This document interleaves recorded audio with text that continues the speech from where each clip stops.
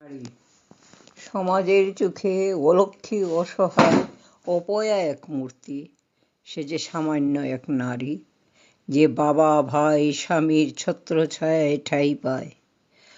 তার কোনো অধিকার নেই রোজগারের, তার কোনো অধিকার নেই স্বপ্ন দেখার, তার কোনো অধিকার নেই বন্ধুত্ব করার, তার কোনো অধিকার নেই প্রেম করার, তার কোনো অধিকার নেই উঁচু গলায় কথা বলার, তার কোনো অধিকার নেই স্বাধীনভাবে বাঁচার। সংসারে তার উপস্থিত বা অনুপস্থিত দুই সমান। সে যে সামান্য এক নারী।